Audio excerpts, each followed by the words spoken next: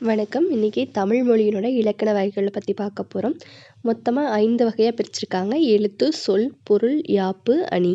இங்கே நம்ம ஃபஸ்ட்டு எழுத்தை பற்றி பார்க்கலாம். எழுத்து அப்படிங்கிறது ஒளி வடிவமாக எழுப்பப்படுவதும், அதாவது நம்ம பேசுகிறதும் வரி வடிவமாக எழுதப்படுவதும் எழுத்துன்னு சொல்கிறாங்க. அதில் முதல் வகையில் உயிரெழுத்துக்கள். உயிருக்கு முதன்மையானது காற்று. இப்போ நம்ம இயல்பாக பேசும்போது காற்று வெளிப்படும் போது உயிரெழுத்துக்கள் பிறக்கின்றன சொல்கிறாங்க. இப்போ நம்ம வாயை திறக்கும் போதோ உதடுகளை விரிக்கும் போதோ ஆ முதல் அவ் வரையான 12 உயிரெழுத்துக்களும் பிறக்குது. இதையே 2 வகையாக பிரிச்சிருக்கிறாங்க. குறுகி ஒலிக்கக்கூடிய எழுத்துக்கள், நீண்டு ஒலிக்கக்கூடிய எழுத்துக்கள். அ, இ, உ, ஏ, ஓ இந்த 5ம் குறுகி ஒலிக்கக்கூடிய எழுத்துக்கள். ஆ, இ, உ, ஏ, ஐ, ஓ, ஔ ஆகிய 7ம் நீண்டு ஒலிக்கக்கூடிய எழுத்துக்கள்னு 2 வகையாக பிரிச்சிருக்காங்க.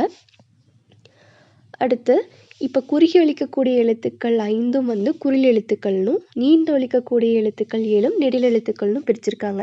எப்படி பிரிச்சிருக்காங்கன்னு பார்த்தீங்கன்னா, உச்சரிப்பதற்கு நம்ம ஒரு கால அளவு எடுத்துருக்குறோங்கள்ல, அதை பொறுத்து தான் பிரிக்கிறாங்க. இப்போது உச்சரிக்கிற அளவை பொறுத்து தான் அது குறில் எழுத்தா நெடில் எழுத்தான்னு நம்ம வகைப்படுத்துகிறோம். அந்த உச்சரிப்புக்கான கால அளவை மாத்திரைன்னு சொல்கிறோம். மாத்திரை அப்படிங்கிறது என்னென்னா, ஒரு முறை கண்ணமிக்கவோ அல்லது ஒரு முறை கை நொடிக்கவோ ஆகும் கால அளவு. இப்போ குறில் எழுத்துக்களை ஒலிக்க கால அளவு என்னென்னா ஒரு மாத்திரை அளவு. நெடில் எழுத்துக்களுக்கு ஒலிக்க கால அளவுன்னா 2 மாத்திரை அளவு. அடுத்து மெய் எழுத்துக்கள் மொத்தம் 18 எழுத்துக்கள் இருக்கிறது. முதல் இன் வரையான எழுத்துக்கள். மெய் என்பதற்கு உடம்பு என்று பொருள். இதில் வல்லின எழுத்துக்கள், மெல்லின எழுத்துக்கள், இடையின எழுத்துக்கள்னு 3 வகையாக அந்த மெய் எழுத்துக்களை நம்ம பிரித்து எழுதிக்கிறாங்க.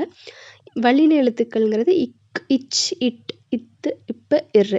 மெல்லின எழுத்துக்கள் இங், இஞ்ச், இன், இந்த், இம், இன்.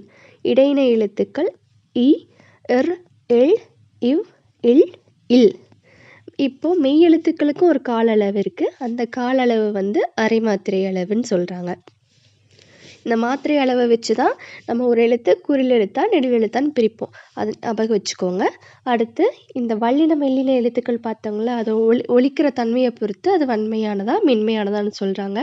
வல்லின எழுத்துக்கள் 6ம் வன்மையாக ஒலிக்கக்கூடியது, மெல்லின எழுத்துக்கள் 6ம் மென்மையாக ஒலிக்கக்கூடியது. இடையின எழுத்துக்கள் வன்மையாகவும் இருக்காது, மென்மையாகவும் இருக்காது, 2க்கு இடைப்பட்டு ஒலிக்கக்கூடியதுன்னு சொல்கிறாங்க. அடுத்து உயிர்மெய் எழுத்து. மெய் எழுத்து 18உடன் உயிரெழுத்து 12 சேர்வதால் உயிர்மெய் எழுத்து தோன்றுகிறதுன்னு சொல்கிறாங்க. மொத்தம் 216 எழுத்துக்கள் இருக்குது. மெய்யுடன் உயிர்க்குறில், அதாவது இக்கு கூட்டல் ஆ, இது கா. இந்த கண்ணுக்கு வர்ற கா குறில், அது உயிர்மெய் குறில்னு சொல்கிறாங்க.